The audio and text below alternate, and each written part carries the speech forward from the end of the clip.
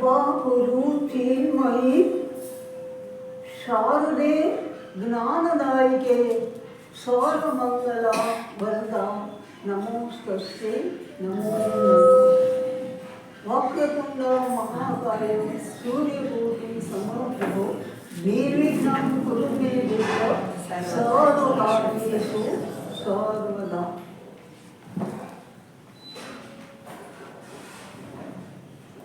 श्री कृष्ण वंदे जगद्गुरु। बराबर છે સંભળાય છે ને બધું? એના માટે યંત્ર અને આખું અહીંયા લગાડ્યું છે એટલે થોડું ધ્યાન અહીંયા થાય એના કરતાં હું એનાથી ટેવાઈ જાઉં.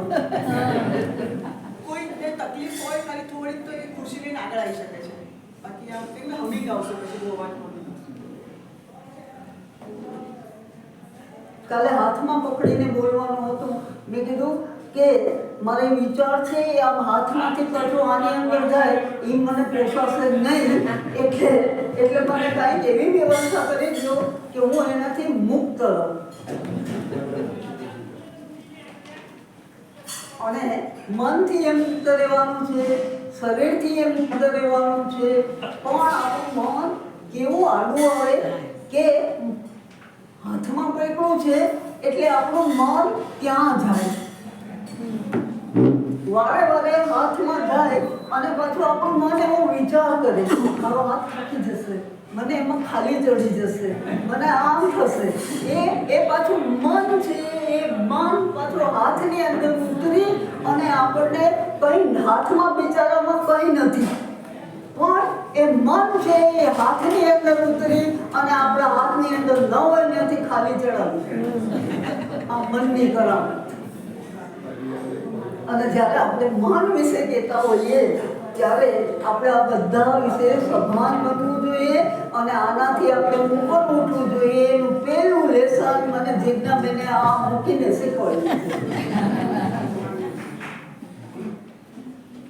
તો આપણે જોતા હતા, કાલે જોયું મનની કેટલી બધી અમાપ શક્તિઓ રહેલી છે.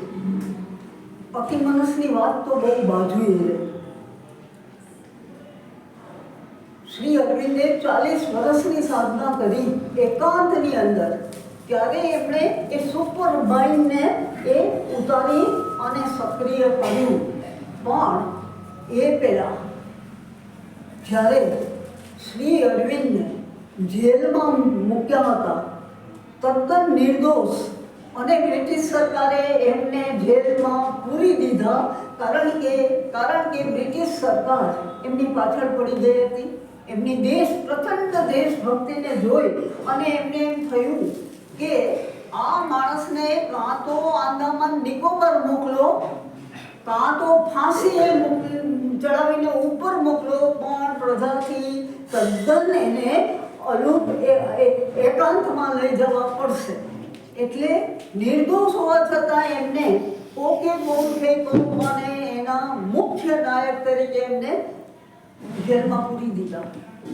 શ્રી અરવિંદ કે છે એકાંત કોટડી, આ મનની વાત કરું છું એટલે આનાથી આપણે આજે શરૂઆત કરીએ કે શ્રી અરવિંદે એકાંત, કોઈને મળવાનું નહીં, 9 ઇંચ અને આમ 5 ઇંચ એવી ખોલી, એની અંદર એમાં એક જ જાળીવાળી બારણા, એમાં આટલો બોખો, એમાંથી થાળી પીરસી. થાળી એટલે થાળી કેવી હોય ને એ બધું કેવું હોય એનું અદ્ભુત વર્ણન એમણે કારાવાસની કહાણીમાં કર્યું છે. એ તમારે જો એ ઇન્ટરેસ્ટિંગ છે એકદમ મળે તો એ જરૂર વાંચજો કે જેલની અંદર એમને ખડબતીઓ ધાબળો, પીવા માટેનું એમને પીપ, લોખંડનું પીપ, મે મહિનો કલકત્તા જેલની કોટડી, અને એની અંદર પાણી નાખે, એ પાણી બપોરે ઉકળી જાય અને એ જ પાણી પીવાનું. એ જ પાણી સૌ જાય તો એનો જ ઉપયોગ કરવાનો. એ જ પાણી છે એ આટલી કુંડી લઈ અને એમાં નાહવાનું, એ જ પાણી. આવી પરિસ્થિતિની અંદર શ્રી અરવિંદ કહે છે કે મારું મન પછાડા ખાવા માંડ્યું. અને મેં ભગવાનને કહ્યું, હે ભગવાન, જે ગુનો મેં નથી કર્યો એની સજા તમે મને શા માટે આપો છો? 3 દિવસ અને 3 રાત એમ કે મેં સતત પ્રાર્થના કરી, કારણ કે પછી એ ઇટાલીના એક એવા સરમુખત્યારને જેલમાં નાખ્યો તો. બોસી નામ હતું. કે બોસીને આવી એકાંત કોટડી છે એની અંદર જ્યારે મૂક્યો તો એ પાગલ થઈ ગયો હતો. પણ ભગવાને મારી બુદ્ધિને સતેજ રાખી અને મારા મન છે એ મનને એમણે આ પાગલ થવા ન દીધું. એ એમની કૃપા. એટલે માણસનું મન, શ્રી અરવિંદ કહે છે કે મારો મને એવું નથી. અને એ તો નાસ્તિક હતા.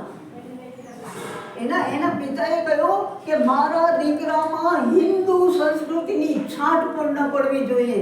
એને સંપૂર્ણપણે એને નકશીશ યુરોપિયન બનાવજો.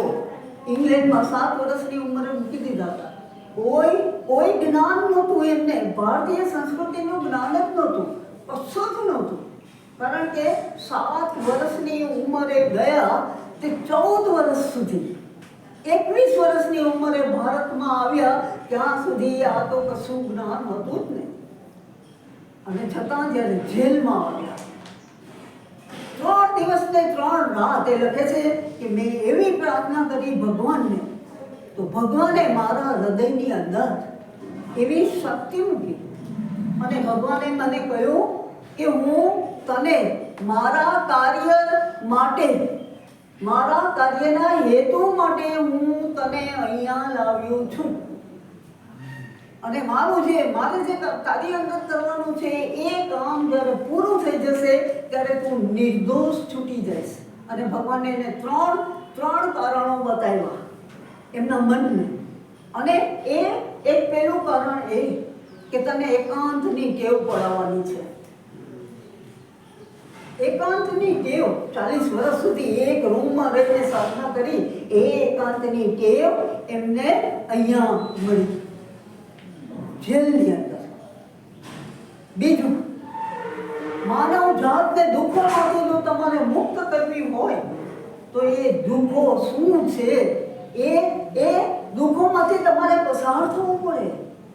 અને જેલની અંદર જે દુઃખો હોય છે એ બધાય માનવ જાતના દુઃખો છે. એ દુઃખો જેલની અંદર તમને જોવા મળે. ગુંડાએ હોય છે, એમાં નિર્દોષે હોય છે, રડતા લોકો પણ હોય છે. આ બધું આધિ વ્યાધિ ઉપરથી બધું જેલની કોટડીની અંદર આપણને એ દર્શન થાય. એટલે આ બીજું કારણ. અને ત્રીજું કારણ એમણે કહ્યું કે તારે આ બધા જ દુઃખો છે એ દુઃખો તો જોવાના, સહન કરવાના છે, તો જ તું એમાંથી મુક્તિનો માર્ગ શોધી શકીશ.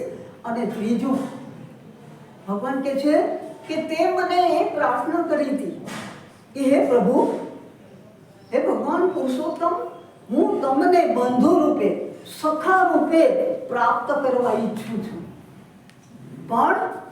પણ તું આ રાજકારણના કાર્યમાં એટલો ગળાબૂટ ડૂબેલો હતો એટલે જે બંધન તોડવાની તાકાત તારામાં નહોતી એ તારા ખાતર મેં તોડી નાખ્યા છે. અને હું તને જેલમાં લઈ આવ્યો છું. મારે તને જેલની અંદર મારે તને આ કામની સોંપણી કરવાની છે. અને શ્રી અરવિંદ કહે છે, પછાડા ખાતું આક્રંદ કરીને પોકાર કરતું જે મારું મન છે એ મન આ પ્રાર્થના અને આ પછી શાંત થઈ ગયું. અને એ ખડબચડા વાગે એવા ધાબળા, એવી ખડબચડી ઉપર ખાબડ એની ભોંય એની ઉપર કે હું ખડબચડા ધાબળા ઉપર સૂતો ત્યારે મને એવું લાગતું હતું કે હું જાણે મારી જગદંબા માની શીતળ ગોદમાં સૂઈ રહ્યો છું. મન બદલાઈ ગયું, દ્રષ્ટિ બદલાઈ ગઈ અને મન અને દ્રષ્ટિ બે બદલાઈ ગયા. એટલે હવે જેલ છે એ કે છે કે એ જેલની કોટડી, એકાંત કોટડી મારે માટે યોગાશ્રમ બની ગઈ. દ્રષ્ટિ બદલાઈ ગઈ, મન બદલાઈ ગયું. એટલે એટલે આ શ્રી અરવિંદને પણ મનની આખી આ સૃષ્ટિમાંથી પસાર થવું પડ્યું. અને પછી તો ભગવાને, કારણ કે ભગવાન લાવ્યા હતા અને ભગવાને એમને એવી પ્રતીતિ કરાવી કે એ કંઈ પુસ્તક નહોતું. ગયા ત્યારે પહેરેલા જે કપડાં હતા એના સિવાય બીજા કંઈ કપડાં નહોતા, બીજું કાંઈ હતું નહીં. અને ભગવાને પછી એમને થોડીક છૂટ મળી એટલે એમણે 2 પુસ્તક મંગાવ્યા, ગીતા અને ઉપનિષદ. આ 2 પુસ્તક, એ 2 પુસ્તક છે એ જ એમની મૂડી હતી, એ જ હતું.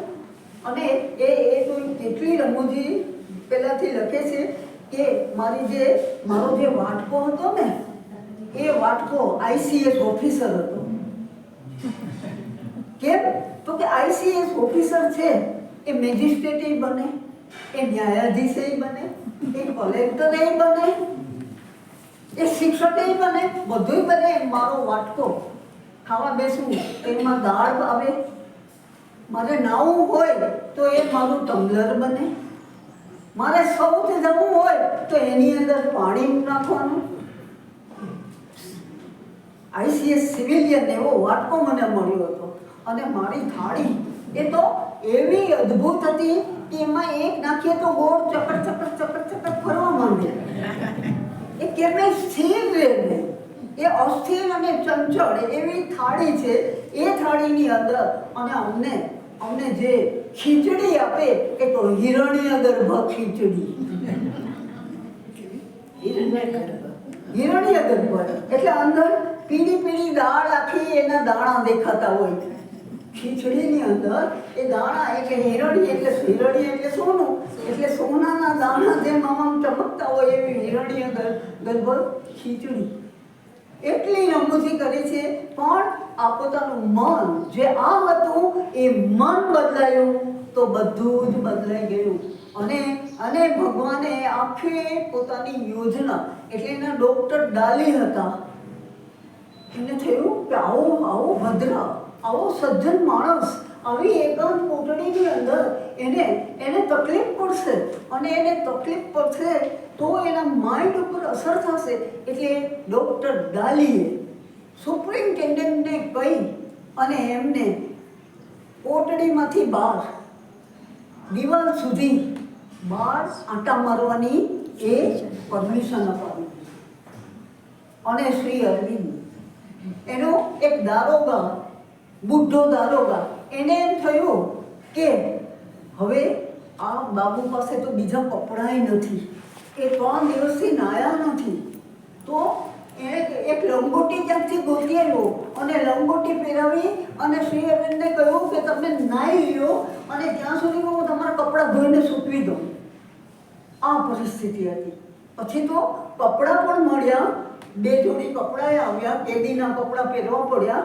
અને એ પછી રોજ જે પાયચારી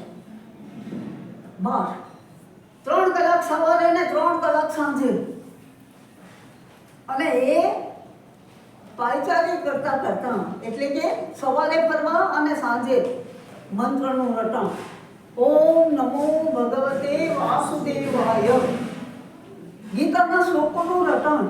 અને આ ઉપનિષદના મંત્રો છે એ મંત્રોનું ચયન જે વાંચ્યું હોય એનું બધું આ રીતે એ કરવા લાગ્યા. અને શું થયું? અને ભગવાને સર્વમ ઇતિ વાસુદેવમ ઇતિ, આ બધું પ્રભુમય છે એનું આખું એનું મનનો પટ ખુલી ગયો અને એને બધામાં ભગવાન શ્રી કૃષ્ણ દેખાયા. એમણે પછી ઉત્તરપાડામાં છૂટ્યા પછી ઉત્તરપાડામાં જે વ્યાખ્યાન આપ્યું એની અંદર એમને આ પોતાના સ્વમુખે વાત કરી છે કે મેં જોયું જેલની દિવાલો નહોતી, એ તો મારા પ્રિયતમ પ્રભુ રક્ષા કરતા, મારી ચોકી કરતા એ ત્યાં ઊભા હતા. મેં જોયું તો લીમડો, મારા પેલાની કોટડીની સામે લીમડો હતો, એ લીમડો નહોતો, સાક્ષાત ભગવાન વાસુદેવ એ છાયા ઢાળતા મારી ઉપર ઊભા હતા.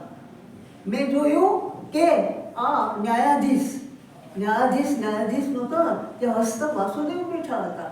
મેં ચોરોમાં, ગુંડાઓમાં, ઉઠાવગીરોમાં, બધામાં મેં હસતા નારાયણના દર્શન કર્યા. સર્વમ ઇતિ ખલુ વાસુદેવમ. આ એમને અનુભૂતિ થઈ. બધું જ કૃષ્ણમય બની ગયું.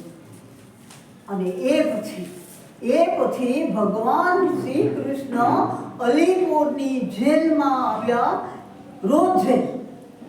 અને એમને તો ક્યાં હિન્દુ ધર્મનું, એમને તો ડાઉટ હતો હિન્દુ ધર્મની અંદર. એમને તો કશું વાંચ્યું નહોતું. એમને તો કાંઈ એવા સંસ્કાર એટલા બધા નહોતા. એ તો વડોદરાની અંદર થોડું સાહિત્યનું એમણે ચયન કર્યું હતું, અભ્યાસ કર્યો હતો. પણ ભગવાન શ્રી કૃષ્ણે સ્વયં જેમ અર્જુનને જ્ઞાન આપ્યું હતું, એવું જ્ઞાન ભગવાન શ્રી કૃષ્ણે એ અલીપુરની જેલની કોટડીમાં આવી અને એમને જ્ઞાન આપ્યું. અને પછી આખી બાજી બદલાઈ ગઈ. હવે આ થોડુંક છે, પૂરું કરતો પછી મન ઉપર આવીએ, કારણ કે આ તો શ્રી અરવિંદ ઉતર્યા છે આજે.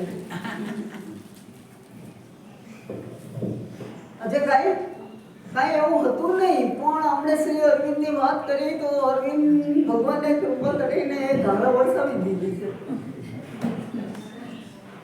કાલે 5 જણા આવ્યા હતા ને, એમને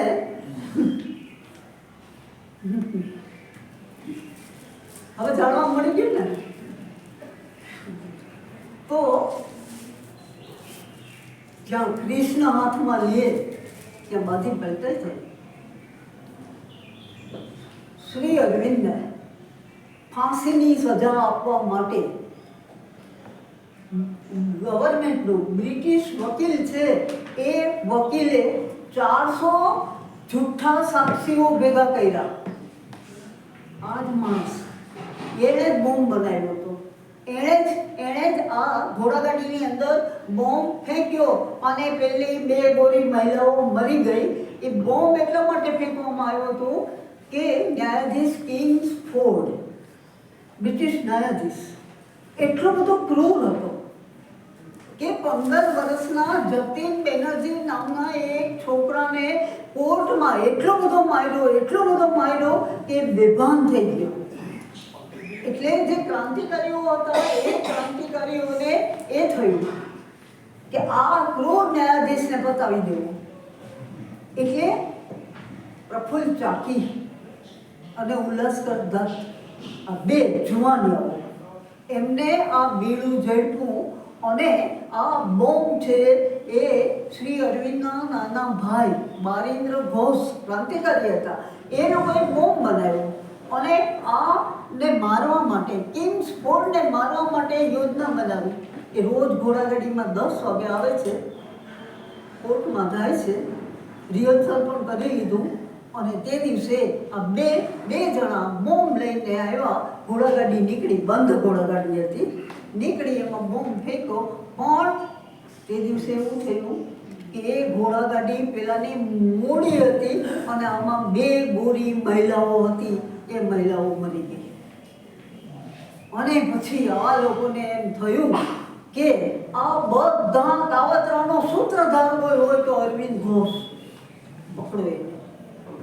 અને અડધી રાતે સવારે 5 વાગે શ્રી અરવિંદના ઘરનું બારણું ખખડ્યું અને એમના બેન સરોજીની એણે ઉઘાડ્યું તો આખી પોલીસની પલટણ એમને ધસેરાવી ઘરની અંદર. કેમ પણ છે શું, બધા ઊંઘમાં, શ્રી અરવિંદ તો બધાના ઊંઘતા હતા કે ક્યાં છે અરવિંદ ઘોષ, બોલો. અને પછી શ્રી અરવિંદ તો સાદડી પાથરીને સૂતા હતા. અને એને કીધું કે હું જ છું. તો કે તમે ICS થયેલા આવા ગંદા પથારીમાં સૂવો છો? તો કે તમે જેને ગંદુ કહો છો એ તો અમારી સાધનાનું આસન છે. અને પછી એમને કંઈ પણ કયા વગર વોરંટ બતાવી અને દોરડા બાંધી દીધા ઘરની અંદર જ કે ભાગી ન જાય. અને ઘરની તલાશ લીધી. એ તલાશમાં શ્રી અરવિંદના પત્નીએ દક્ષિણેશ્વર રામકૃષ્ણ પરમહંસ એની ભૂમિની માટી રાખી હતી એક ખોખામાં. તો એ માટી જોઈ અને એમને એમ થયું કે ઓહો, બોમ્બ બનાવવાની સામગ્રી મળી. વેરી ગુડ અને સાચવી લ્યો આપણે લેબોરેટરીમાં મૂકશું. માટી એ લઈ ગયા, બધુંય લઈ ગયા અને પછી આ તલાશ કરી એમને તરત જ સીધા જેલ પેલામાં લઈ ગયા, લાલ બજારની ચોકી. ત્યાં લઈ અને પછી 2 દિવસ ત્યાં રાખ્યા. ખાવા પીવાનું કંઈ ના આપ્યું. 1 દિવસ તો સાવ ભૂખ્યા રહ્યા ને પછી ઉતરેલા દાળ ભાત ખાવા આપ્યા અને ત્યાંથી પછી અલીપુર જેલની અંદર. અને સરકારને એમ હતું કે આને ફાંસીએ ચડાવી દેવા. 400 જૂઠા સાક્ષીઓ અને 1200 પુરાવાઓ, 2 બોમ્બ બનાવવાના. આ છે એની એક સાયકલ હતી. એ સાયકલ છે એની પાછળ એની જે વાડી હતી એનું પેલું ચોંટાડેલું હતું કે જ્યાં બોમ્બ બનાવ્યો હતો કે જો આ કુષ્ટિયાની સાયકલ છે એ લઈ લ્યો. આ સાયકલ ઉપર અરવિંદો ઘોષ જતા હતા અને અહીંયા જઈને બોમ્બ બનાવવાનો માહિતી આપતા હતા.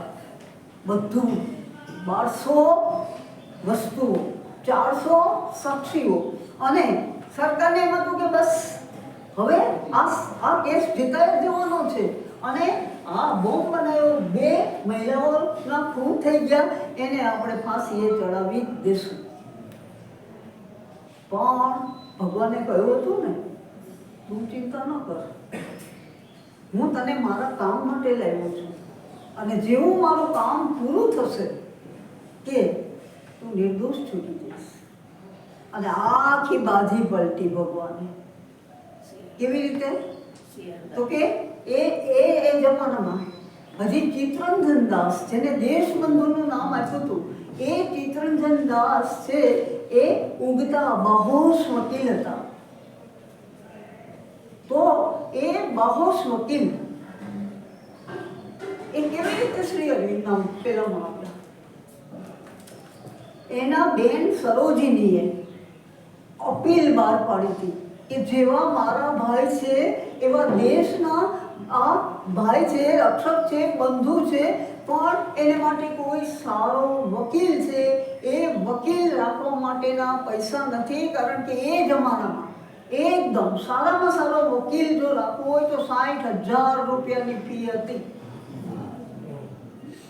અપીલ કરી તો અપીલની અંદર લોકોએ પૈસા આપ્યા, પણ સામાન્ય લોકો કેટલા પૈસા થાય? 29,000 રૂપિયા ભેગા થયા. સારો વકીલ છે એ વકીલ તો રાખી શકાય એવું હતું નહીં. અને પછી દેશબંધુ ચિત્તરંજન દાસને એના માં ગુજરી ગયા હતા. મૃત માતા સ્વપ્નમાં આવ્યા અને એ સ્વપ્નમાં માએ કીધું, બેટા ચિત્ત, જેવો તું મારો પુત્ર છે એવો ઓરો પણ મારો પુત્ર છે અને દેશને માટે અત્યારે જેલમાં છે, તારે એને છોડાવવાનો છે. સ્વપ્નમાં માએ એને આદેશ આપ્યો અને દેશબંધુ ચિત્તરંજન દાસ એક પણ પૈસાની ફી લીધા વગર શ્રી અરવિંદનો કેસ હાથમાં લીધો અને બાજી પલટી. અને એ બાજી પલટી પછી ભગવાને બીજી યોગદાન કરી. એક દિવસ શ્રી અરવિંદ એમ કે દેશબંધુ ચિત્તરંજન દાસને હું આટલી માહિતી આપું તો એને અનુકૂળતા રહેશે, કેસ મજબૂત બનશે. લખવા બેઠા શ્રી અરવિંદ, પાછું ભગવાને કહ્યું, આ ચિંતા તું છોડી દે, તારો કેસ મારા હાથમાં છે. તું આ ચિંતા ભગવાનને અંદરથી જેવી ચિંતા કાગળિયા બાજુએ મૂકી દે. મેં તને જે કામ સોંપ્યું છે એ કામ તારે કરવાનું છે અને આ ચિત્તરંજન દાસને મદદ કરવાનું કામ હું કરીશ. અને શ્રી અરવિંદે મૂકી દીધું. એમને ન્યાયાધીશની કોર્ટની અંદર લઈ જવામાં આવે તો એ ધ્યાનસ્થ જ હતા. સતત આ જેલની અંદર આ શોર બકોર વચ્ચે, કારણ કે રોજ સાંજે પરેડ થાય બધાય કેદીઓની અને હાજરી પુરાય, તો બધાય કેદીઓ હસી મજાક કરતા હોય, આ તે કરતા હોય. શ્રી અરવિંદ ધ્યાનમાં જ રહે. કેમ કે જીવન મરણનો કેસ જેનો ચાલે છે, જેના વિશે આટલી બધી દલીલો થઈ રહી છે, એવા શ્રી અરવિંદ પોતાને જાણે કંઈ પડી નથી એમ જેલની અંદર એકદમ ધ્યાનસ્થ અવસ્થામાં જ રહેતા હતા.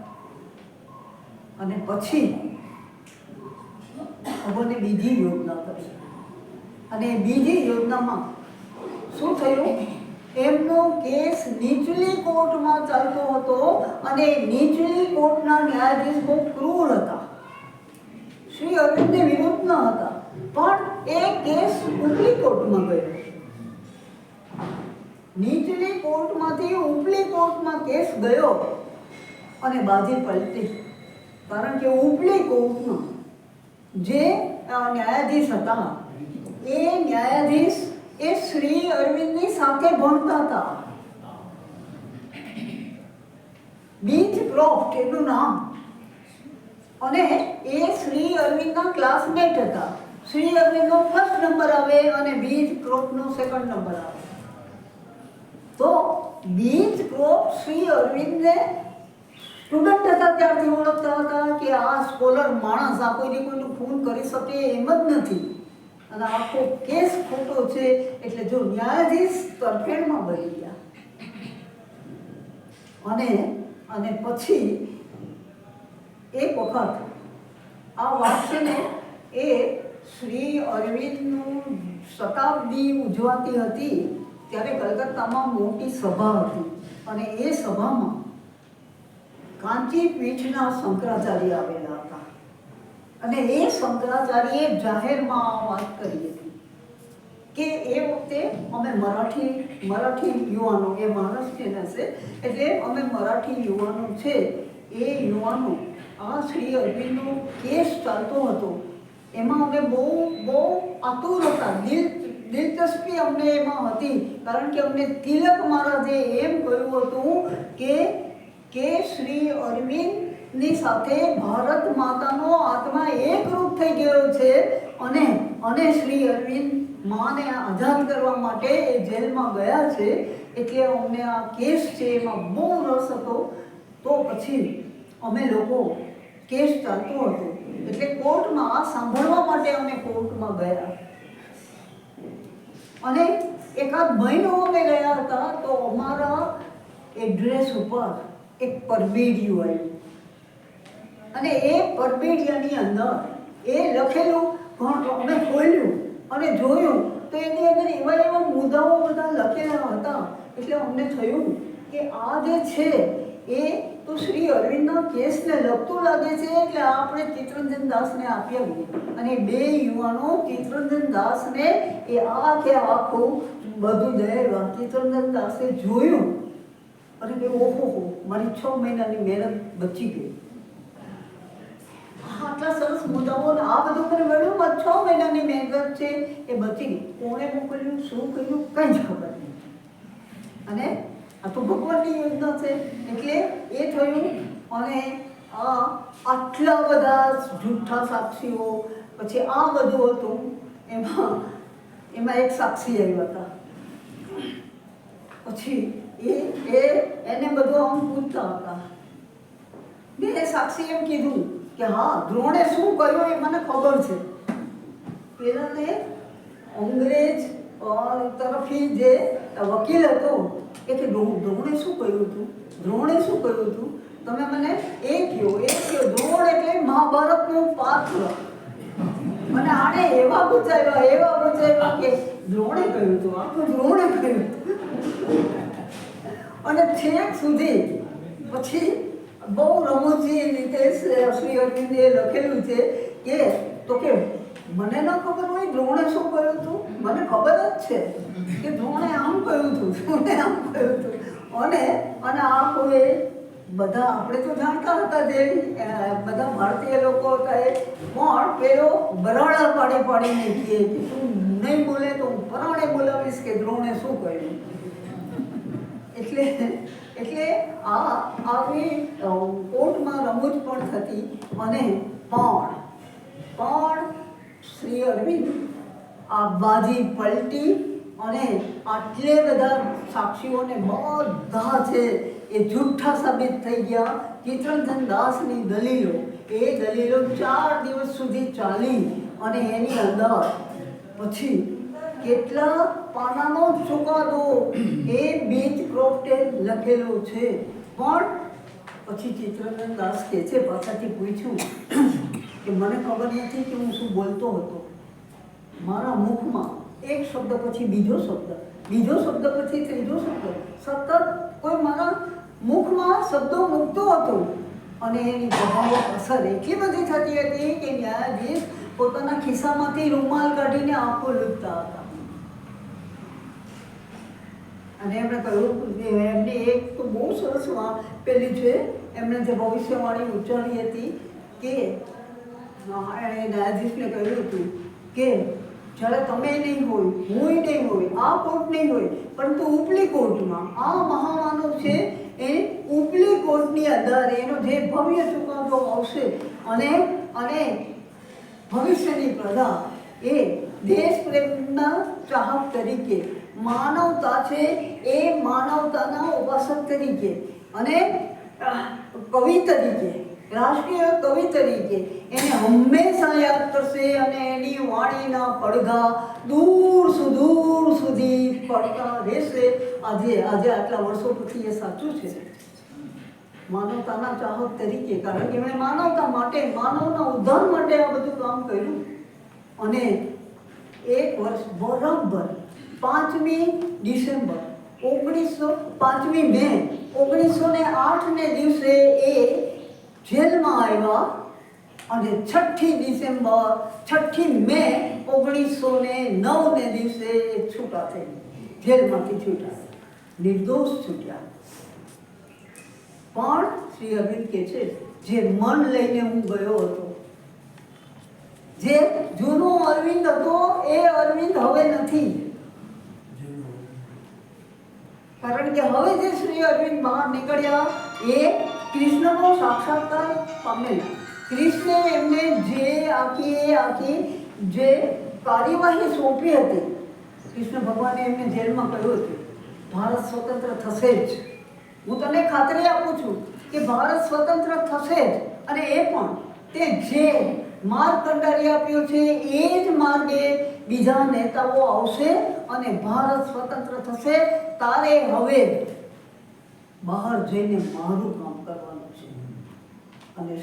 અને કૃષ્ણ ભગવાને શ્રી અરવિંદ પોતાનું કામ સોંપ્યું. અને એ કામ શું?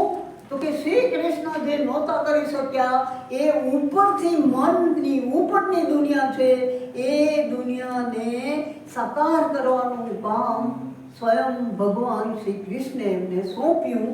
એટલે આખા જે અવતારવાદ છે એમાં જે ઉત્ક્રાંતિ થાય છે, એ ઉત્ક્રાંતિમાં શ્રી કૃષ્ણ પછી શ્રી અરવિંદે ભગવાનની ચેતના છે એ ચેતનાના અવતરણ કરવાનું કામ કર્યું. એટલે મનથી, આપણે બેને કીધું, મનથી અતિ મનસ, પણ એ કોઈ સહેલી વાત નથી. પહેલાં તો આપણે મનને સમજવું પડે અને એ કરવું પડે. હવે આપણે પાછી આપણી દુનિયામાં આવીએ આટલી હાઈટ ઉપરથી. પણ શ્રી અરવિંદનો આભાર માનીએ કે એમણે, કારણ કે આમાં ઘણાને એવું હતું કે અમારું શ્રી અરવિંદ વિશે જાણવું છે, પણ આજે ઓટોમેટિક આ વસ્તુ ગોઠવાઈ ગઈ.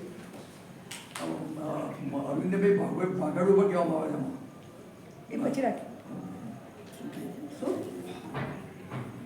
એટલે શ્રી અરવિંદને આના કિસ્સા ઉપરથી પલાયનવાદી પણ કહેવામાં આવે છે, પણ એ હવે ચર્ચાની નથી કરવી.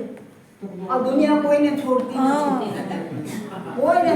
નથી. અને એમાંય મહાન લોકો હોય છે, એની પાછળ તો આદુ ખાઈને પડી જાય છે કે પલાયન થઈ ગયા ને આ કર્યું. પરંતુ ભગવાનને રસ્તે જનારા જે લોકો છે, કાલે કહ્યું ને, ઇહાસ અને સુષ્યતુમે શરીરમ, બુદ્ધને પલાયન કહે છે.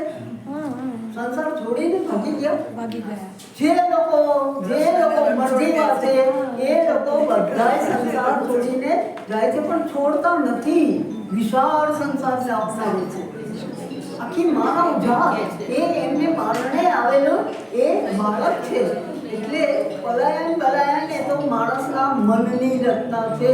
અને માણસનું નિમ્ન મન એ આ જ વસ્તુ શોધે છે. કૃષ્ણનું નામ જ રણછોડ પાડ્યું છે. હા, એ ભગવાનને પાડી દીધું. બસ મેં કરી દીધું. રણછોડ ભાગ્યા છે. દ્વારકા આવીને વસાયું દ્વારકા. હા. પણ એ મારવા માટે કેમ? જરાસંઘ એને મારવા છોડવું માટે પડે, મથુરા છોડવું પડ્યું, પોતાની જન્મભૂમિ છોડવી પડી. એ દ્વારકા જરાસંઘે એટલા માટે. 17 વાર આક્રમણ કર્યું. એટલે મથુરાના લોકોએ હાથ જોડીને કહ્યું, પ્રભુ અમારો શું વાંક? તમારે લઈને આ વારંવાર લડાઈ થાય છે, આ થાય છે, આ થાય છે, તમે છો તો આ બધું થાય છે, એટલે તમે અહીંથી વિદાય થાઓ, તમને શાંતિથી રહેશે. અમારો જપ. અને શ્રી કૃષ્ણ છેક સૌરાષ્ટ્રમાં આવ્યા. કેમ? કારણ કે જરાસંઘને એવું હતું કે દરિયો સમુદ્ર હોય ને ત્યાં એ આવી નહોતો શકતો. અને દ્વારકા છે એ તો સમુદ્રના બેટની અંદર છે. તમે બેટ દ્વારકા જાઓ તો ચારે બાજુ સમુદ્ર છે, એવી દ્વારકા એને વસાવી. એટલે એ મહાવીર સ્વામી પણ પલાયન થઈ ગયા હતા. એમની પુત્રી હતી પ્રિયદર્શિની, એમને લગ્ન થયા હતા. પણ જ્યારે અંતરનો સાદ આવે છે, અંતરનો ભગવાન એ જાગૃત કરીને પોકાર કરે છે કે તારે હવે કંઈક મહાકામ કરવાનું છે, ત્યારે બધા જ બંધનો છૂટી જાય છે. એટલે આપણે મહાપુરુષોના જીવન જોઈએ.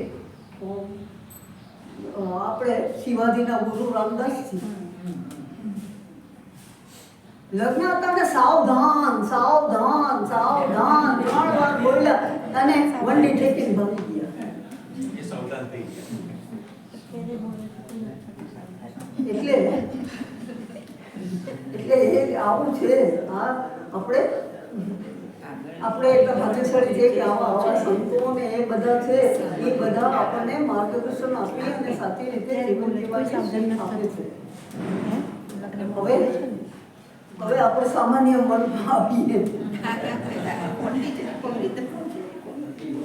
પણ એક વાર આપણે ઊંચે જઈએ ને પછી આપણને નીચે ઉતરવું કષ્ટદાયક લાગે છે.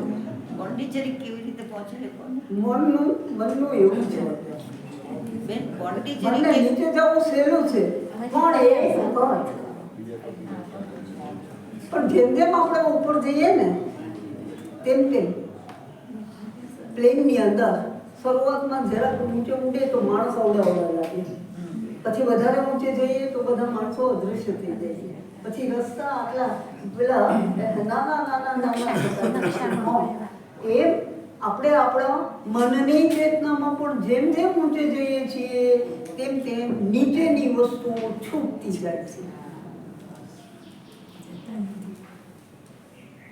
સુંદરમને કોઈએ પૂછ્યું હતું કે જીવનની સમસ્યાઓ છે એનો સાચો ઉકેલ કેવી રીતે મળે? જીવન તો જટિલ છે, જીવનની સમસ્યાઓ પણ અપરંપાર છે, અને એવી મૂંઝવણ છે. તો એ મૂંઝવણમાંથી આપણે બહાર નીકળવું હોય તો આપણે કેવી રીતે નીકળી શકીએ? એમણે ખાલી એમ કહ્યું, ઊંચે ઉઠો. બે શબ્દ, ઊંચે ઉઠવું. ઊંચે ઉઠવું એટલે મનની ચેતનામાં આપણે જો ઉપર ઉઠીએ, કાલે મેં કહ્યું ને સ્ટેપ બેક, હટી જઈએ, તો અંદર ઉતરીએ તો આત્મામાં ઉતરીએ, અને ઉપર ઉતરીએ તો વિશાળતામાં જઈએ. અને જેમ આપણે ઉપર ઉઠીએ છીએ તેમ નીચેની વસ્તુઓ નાની નાની થતી જાય છે, અને પછી તો ધ્યાન આપવા જેવી એ નથી રહેતી. અને પછી ઉપરથી જોઈએ, બરાબર આવી શુલ્લક બાબતમાં મેં મારો આટલો સમય બગાડ્યો, આટલા શબ્દો વેડફી નાખ્યા. ઉપર ઉઠીએ છીએ ત્યારે આપણને આપણી જાત પર એમ થાય છે કે આપણું સાવ નકામું આ વેડફીએ છીએ. એટલે બધાનો એક જ ઉપાય છે, ઊંચે ચડો. મનને ઉપર ઉઠાવવાનું છે. પણ આપણું મન એને શરૂઆતમાં ઊંચે ઉઠવું ગમતું નથી. જો શ્રી અરવિંદ કહે છે કે મારું મન પછાડા નાખતું હતું, તો આપણું તો સામાન્ય મન છે, આપણને ન ગમે આવું થાય તો ભગવાન બુદ્ધે કેટલી બધી વાર મહાભૂમિને શ્રવણ કર્યું ત્યારે કેટલી વાર આવ્યા અને ગયા. મન છે. એટલે જો આપણે આપણા મનને ઓળખવાનું અને પછી ઊંચે લઈ જવાનું, એમને મન તો ઊંચે ઉઠવાનું જ નથી.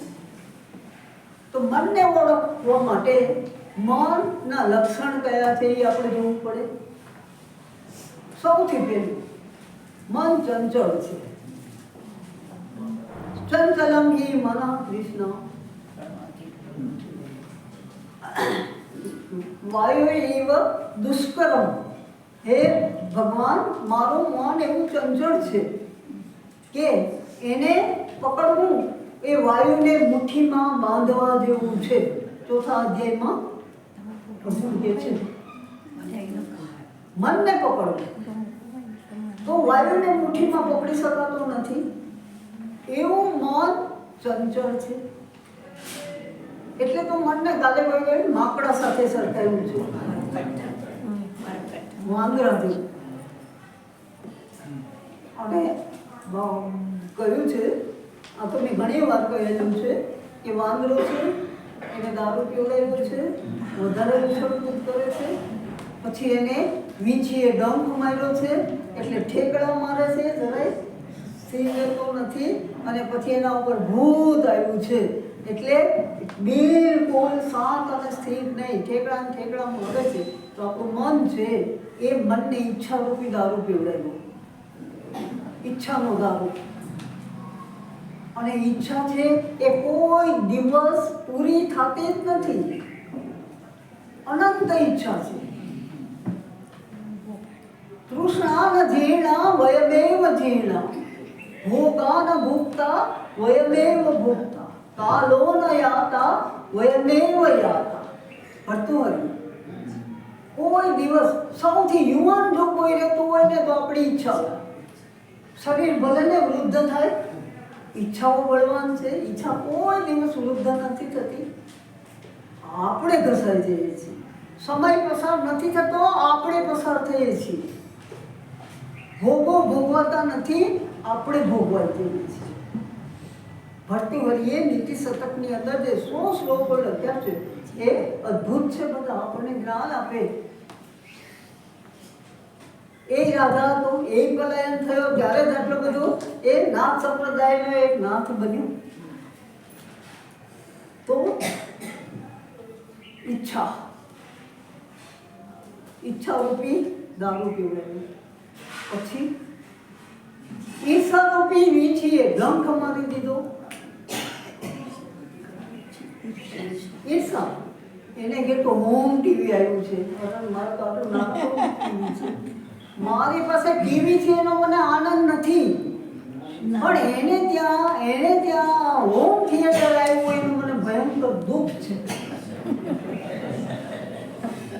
એટલે મારું મન આનંદ લઈ શકતું નથી. જરાય મારી પાસે જે વસ્તુઓ છે, મારી પાસે મજાનો 2 BHK નો ફ્લેટ છે, હું એમાં બહુ સારી રીતે રહી શકું છું બધું.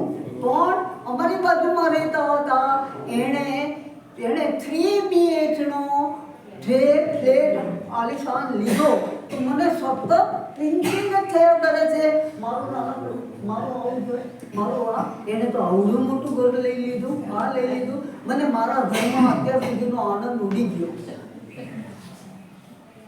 ઈર્ષા આપણને સુખ લેવા નથી દેતી.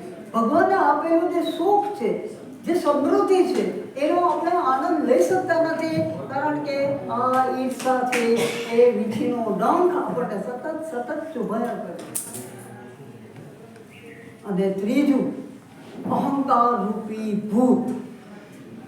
મન ઉપર સવાર છે આપણો અહંકાર, કુદાકૂદ કરે છે. ભૂત આપણને બેસવા જ નથી, કુદાકૂદ કરે છે આપણો અહંકાર. મારા જેવું કોઈ નહીં. અને હું કહું એમ જ થવું જોઈએ. પેલી સાસુ ને વહુની વાત છે ને કે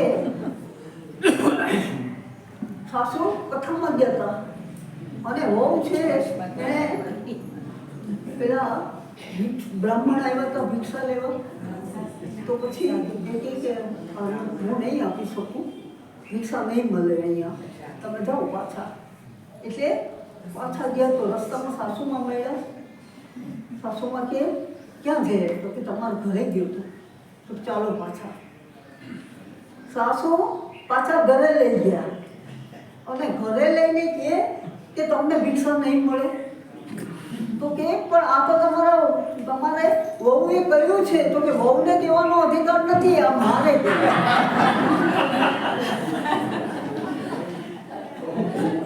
મારે કેવું જોઈએ?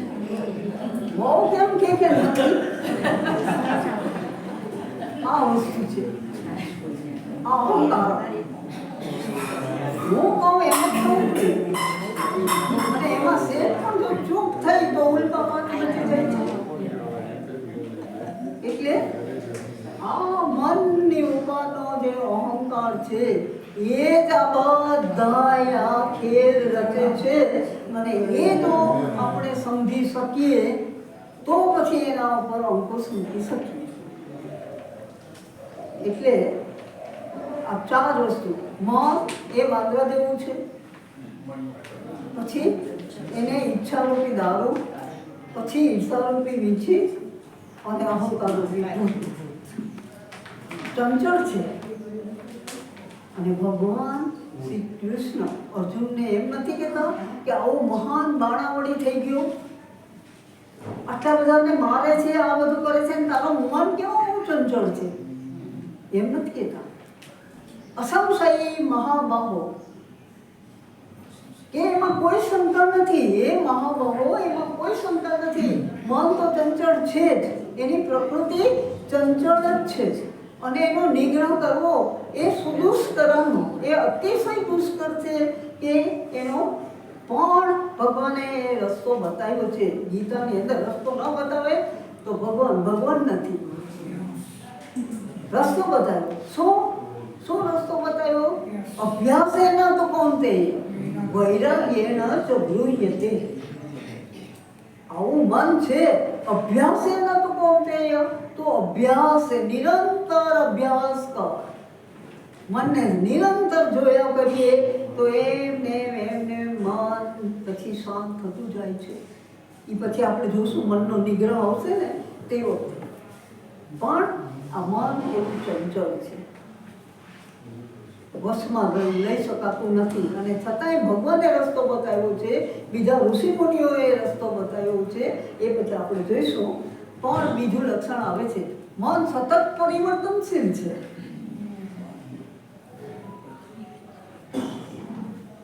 સતત નાના હતા ત્યારે જે મન હતું એ યુવાનીમાં નથી, યુવાનીમાં જે મન હતું એ અત્યારે નથી.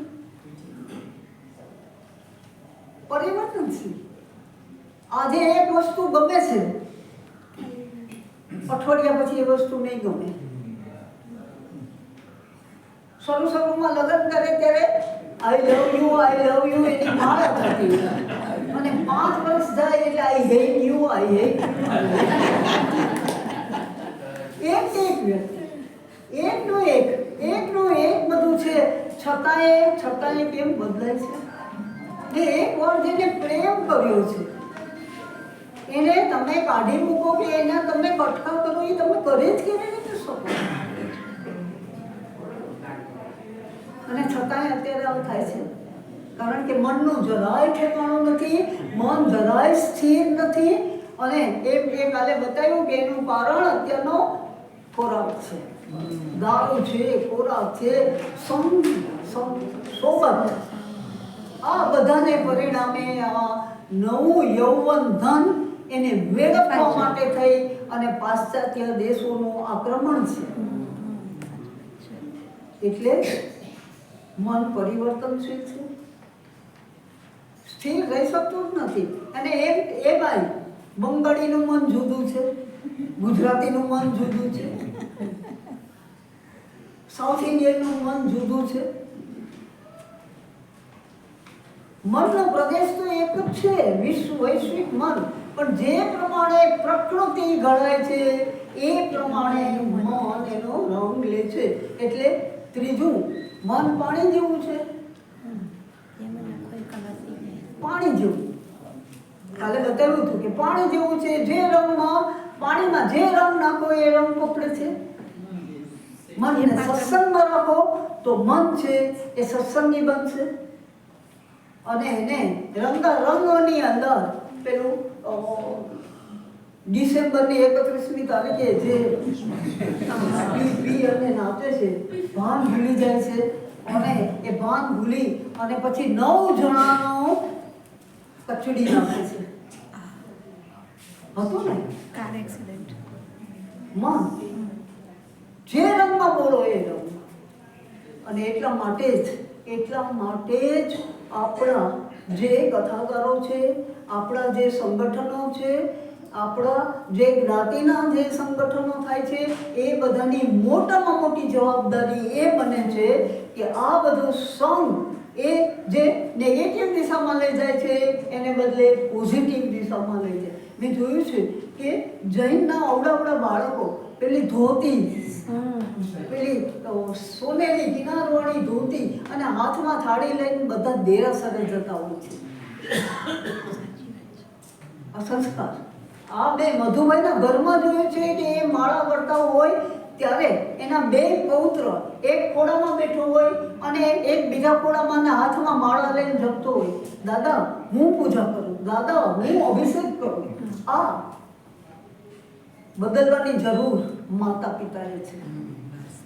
અને માં મોબાઈલની અંદર સતત વ્યસ્ત હોય અને બાળકના હાથમાં મોબાઈલ જો પકડાવી દીધો હોય તો હવે તો એવું નથી, ગર્ભમાંથી પેલો મોબાઈલ છે એ મોબાઈલ જોઈ અને એ જેવો 2-3 મહિનાનો થાય હાથમાં મોબાઈલ આપે મોબાઈલ આપે. આ સંસ્કાર એટલે મનને ઘડવાનું છે. અને એટલા એક પેલું મેં કાર્ટૂન કોકે મને મેસેજ મોકલ્યો હતો, એની અંદર હતું એક બાળક નાનું કૂકું નાનકડું એ ગણપતિ આગળ આમ કરી અને બેઠું છે અને ગણપતિને કહે છે કે હે ગણપતિ દાદા મારા મમ્મીને કહો કે મોબાઈલ છોડીને મને કપડાં પહેરાવો.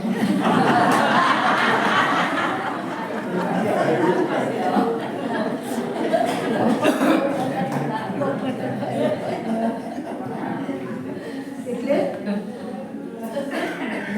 મમ્મીઓ એટલી બધી મોબાઈલની અંદર એટલી બધી ખોવાયેલી હોય છે કે એને પોતાના સંતાનોનું ભાન નથી હોતું. અને પછી આપણે આશા રાખીએ કે અમારા સંતાનો અમારા કયામાં નથી પણ કયામાં રહેવા જોઈએ. જે માતા પિતા પોતાના સંતાનો માટે ત્યાગ કરે છે એને કોઈ દિવસ વૃદ્ધાશ્રમમાં જવું પડતું નથી. કારણ કે બાળ માણસની અંદર એક છાપ પડે છે. કાલે કહ્યું ને બાળક અનુકરણથી શીખે છે. અને હમણાં કાલ કે પરમ દિવસે કે પેલો થાળીને વાટકો આપવાના હતા તો નાનકડો બાળક કે છે ભંગારમાં તો કે ના પપ્પા એ તમે નહીં આપતા, દાદી ભલે વૃદ્ધાશ્રમમાં મૂકી પણ એ તમે નહીં આપતા કારણ કે તમારા માટે એ જોશે. જેવું જોવે છે એવું શીખે છે.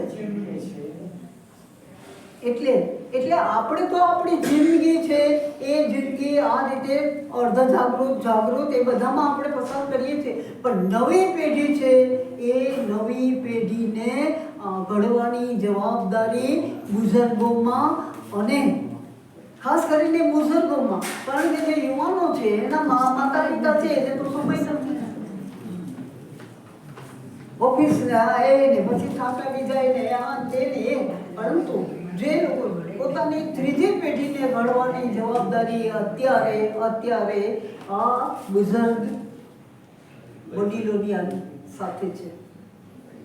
અને નાના બાળકના મનને જેવું કેળવશું એવું એ કહેવાશે. જેવા સંસ્કાર પાડશું એવા એ સંસ્કાર પડશે. અને એટલે જ અમારી ચિલ્ડ્રન યુનિવર્સિટીની અંદર તો ત્યાં મેં 8 વર્ષ કામ કર્યું અને 35,000 સગર્ભા બહેનો છે એને પહેલેથી માંડીને 9 મહિના સુધીનું શિક્ષણ આપ્યું ને એમાંય ચોથે મહિને ગર્ભમાં બાળકનું મન બને છે. ચોથે મહિને, અને ચોથે મહિને જે મન બને છે તે વખતે અમે ખાસ કહીએ છીએ કે તમારે આ પુસ્તકો વાંચવા, આ પુસ્તકો વાંચવા, આ પુસ્તકો વાંચવા. તો એ સંસ્કાર છે, એ સંસ્કાર બાળક ઝીલે છે. અને અમે એટલા બધા એના એક્સપેરિમેન્ટ કરેલા છે કે આ જે સંસ્કાર લઈને બાળકો જે જન્મ્યા છે એના IQ, EQ અને SQ એ ત્રણેયની અંદર બીજા બાળકો કરતાં એ જુદા પડે છે. એટલે શિક્ષણ, બાળકોનું શિક્ષણ, એના મનનું ઘડતર એ ગર્ભમાંથી જ શરૂ થાય છે. અમારે ત્યાં ચિલ્ડ્રન યુનિવર્સિટીમાં 7 વર્ષના બાબાને લઈ અને માતા પિતા આવ્યા હતા. પછી બાળકને તો રમકડા વિભાગની અંદર એની માં લઈ ગઈ. એના પપ્પાએ કીધું, બેન હું કેટલું બધું મારા બાળકને વાલ કરું છું, હું કેટલું બધું એને એના માટે રમકડા લઈ આવું છું, આ લઈ આવું છું, આ બધું જ કરું છું, પણ ખબર નહીં મારો દીકરો મારી પાસે આવતો જ નથી, મારાથી દૂર જ ભાગે છે. અને ખબર નહીં હું એને આટલું પ્રેમ કરું છું, આ બધું કરું છું, છતાંય આવું વર્તન એનું કેમ છે. અને આવડો 7 વર્ષનો થયો પણ ક્યારેય એણે મને વાલ કર્યું નથી. પછી મેં એને પૂછ્યું કે બાળક એની માના ગર્ભમાં હતું ત્યારે તમારું વલણ કેવું હતું, એ તમારા પત્ની પ્રત્યે કેવું હતું? તો કે બેન ખોટું નહીં બોલું, સાચું કહું, અમારા નવા લગ્ન થયા હતા અને મને એમ થયું કે અત્યારથી આ બોજો ક્યાં આવો, એટલે મારે એબોર્શન કરાવવાનું હતું. અને આ પેલી છે એ કે મેં માને જ નહીં મારી પત્ની, અને અમારે કાયમ ઝઘડા થતા હતા. અને પછી દીકરો, આવો સરસ દીકરો આવ્યો. મેં કીધું જિંદગી ભર તમારા દીકરાનો તિરસ્કાર તમે સહન કરો, કારણ કે એ બાળકને સ્વતંત્ર અસ્તિત્વ નથી, પણ એના માના ભાવો, એના હૃદયના ભાવ, એનું એ જે બધું છે એ બાળક ઝીલે જ છે. એ માના વિચારથી, એ માના સંસ્કારને ગ્રહણ કરે છે. તો તે વખતે તમારો જે ઝઘડો થતો હતો અને એને પરિણામે એના મનમાં તમારા પ્રત્યે જે દુર્ભાવ પેદા થતો હતો કે આ ભ્રૂણ હત્યા કરાવે છે, આ કેવો માણસ છે ને, આ છે ને, એ બધું, તો પછી એ બાળકે જીવ્યું છે. એ બાળક કોઈ દિવસ જિંદગીમાં તમને પ્રેમ નહીં કરે આ વસ્તુ. એટલે અમે હંમેશા એ શિક્ષણ આપીએ કે ઘરનું વાતાવરણ પવિત્ર હોવું જોઈએ. અને હું દરેક સાસુને કહેતી હતી કે તમારે જો તમારા પૌત્રનો પ્યાર થતો હોય તો તમે તમારી પુત્રવધૂને પ્રેમ કરો, એને આ સારી રીતે ખવડાવો, તો તમે કોઈની ભૂખા નહીં રહ્યો. આ આખું સાયન્સ છે. એટલે ગર્ભમાંથી મનના સંસ્કારો છે, એ સંસ્કારો જે દ્રઢ થાય છે એ પથ્થર ઉપરની લકીર જેવા હોય છે, એ પછી બગડવાના ચાન્સ હોતા નથી. એટલે હું હંમેશા કહેતી કે 9 મહિના તમારા હાથમાં છે. અત્યારે તમારું કેવું માનશે, તમે જે કંઈ આપશો એ બધું સ્વીકારશે. એ પછી જે બાળ સ્વતંત્ર અસ્તિત્વ થશે ત્યારે પછી એ તમારા કયામાં નહીં રહે. પણ અત્યારે સંસ્કાર આપ્યા હોય તો એ સંસ્કાર જીવનભર ચાલુ રહે છે. એટલે આપણું મનનું શિક્ષણ છે ગર્ભમાંથી શરૂ થાય છે. તો હવે પૂરું કરું. હજી આગળ છે મનના લક્ષણો. આપણે આગળ આના પછીના સેશનની અંદર બ્રેક કે બાદ બધા મનના લક્ષણો જેટલું આપણે આજે કરવાનું પૂરું કરીશ. શ્રી અરવિંદ તો એમને જ આવી ગયા. જેટલી વાર સાંભળીએ